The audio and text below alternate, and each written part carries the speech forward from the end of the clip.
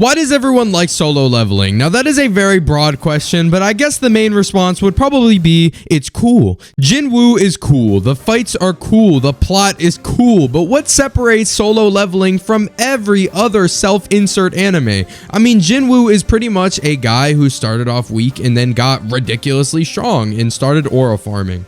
Now this on paper doesn't sound like a very harmful plot. As a matter of fact, it sounds pretty cool. But in reality, there are so many animes out there that tried to do the exact same thing solo leveling did, but get stupid amounts of hate. As a matter of fact, anime character that starts off weak and then gets ridiculously strong and starts aura farming is probably the most hated genre of anime ever. If I asked you what is the most popular and yet hated anime of all time, the first anime that would probably come to your head is Sword Art Online, which is basically solo leveling if you dumb it down. I mean, you got this guy who just refuses to partner up with everyone. He's a beta tester and a cheater. He's a beater. Okay.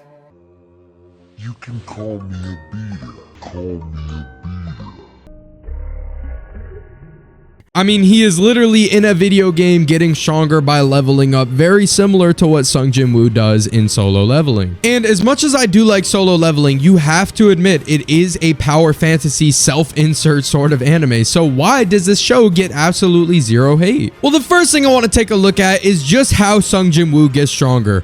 From the very beginning of solo leveling, something that is drilled into your head is this character is going to get stronger by working very little. He is going to level up and he is going to become OP because the plot says so. Now, this is something that is just brushed aside. You're not supposed to question why Sung Jinwoo can level up and get stronger over time, but it's something that'll be addressed later. They're going to answer the question later, and that gives you a reason to keep watching and actually care about the plot because you want to know why this guy becomes so overpowered.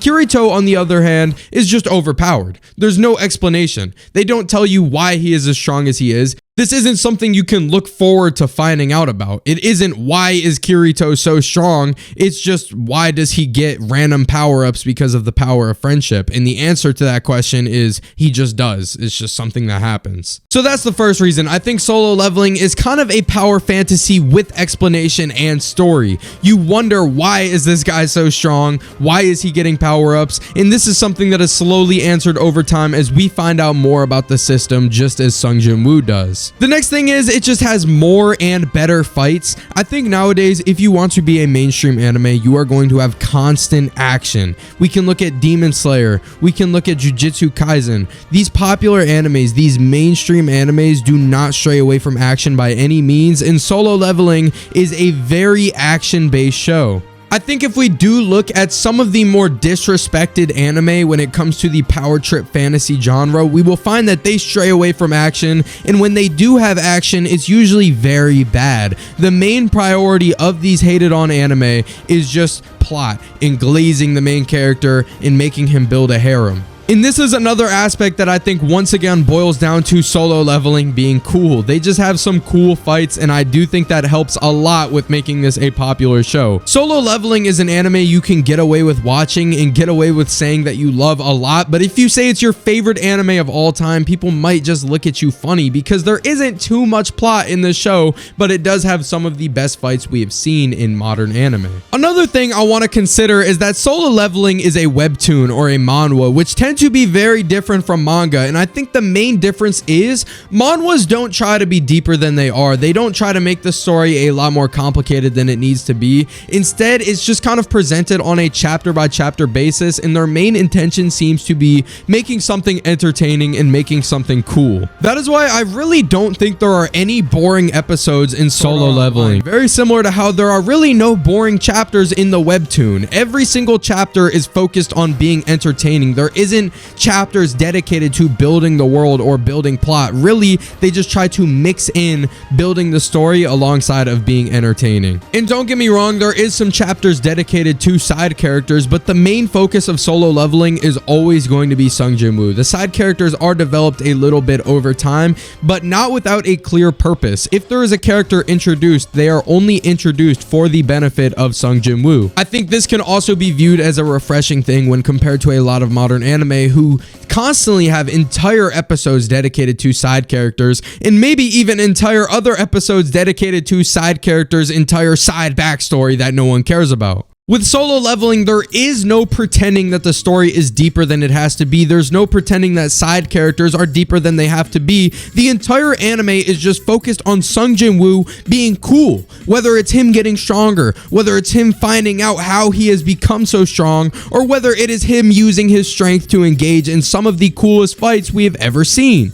And because the entire anime is focused on Sung Jin-woo, and Sung Jin-woo is really only focused on himself in becoming stronger, we don't really see Sung Jin-woo trying to build a harem, which is another reason why this show is so popular. If you haven't noticed, there is a lot of female Solo Leveling fans. This is one of the first power fantasy anime that have a, I would say, pretty respectable female fan base. If I had to guess, at least 20 to 40% of Solo Leveling fans are girls, which is pretty ridiculous for an anime like this. Which, now that we're talking about female Solo Leveling fans, let's talk about the lack of fan service. I think that's another thing that contributes to Solo Leveling being so successful. So often when we see a power fantasy anime, we see so much fan service and harem content and just nasty frames, and yes, we get some dirty work with Chai In. I had to double check that that was her name. We do see some nasty work with her, but I think it's just more appreciable. It's not too classless. They just don't overdo the anime girls, which I think a lot of people can appreciate. There are a lot of people out there who stay away from anime in this genre because of the ridiculous amount of fan service, and there are a lot of people who stay away from anime as a whole because of fan service, and I think recommending someone who doesn't even watch anime Solo Leveling wouldn't be a bad idea. I don't think there's too much in the show that a lot of people would consider weird, which is why this is an amazing entry anime, which also helps it become as popular as it is. If you were to show someone Sword Art Online, or an anime that I can't believe I've went this far in this video without mentioning, I got a cheat skill in another world and became unrivaled in the real world, comma 2. Yes, that is the actual title of this show. They would instantly be turned away. They would not enjoy it because it's just too far away from Western media for them to enjoy. Solo Leveling, on the other hand, I do believe you can show this show to pretty much anyone and they wouldn't find anything weird with it, and they would most likely enjoy it just because it is a good show. Even if it was released in America and it wasn't an anime, I do think it would be just as popular as it is because it is a good show. It is more comparable to Avatar: The Last Airbender than any anime I've seen. Another thing I haven't mentioned until now, and I know this is just turning into a Solo Leveling glaze fest at this point, but Solo Leveling has some of the best pacing I've ever seen. Slow pacing can just completely ruin a show, but once again, I would say because Solo Leveling is a manhwa, not a manga or an original anime, I think some of the pacing is just ridiculously perfect. I could go on and on about how Solo Leveling is just an almost perfect show and how there are so many things that separate it from other power fantasies, but I think I pretty much covered the gist of it, and I think that is why Solo Leveling is as mainstream as it is today. Let me know if you guys agree. Let me know if there's anything you guys think I forgot to mention in this video, and leave a like and make sure to subscribe for more anime content.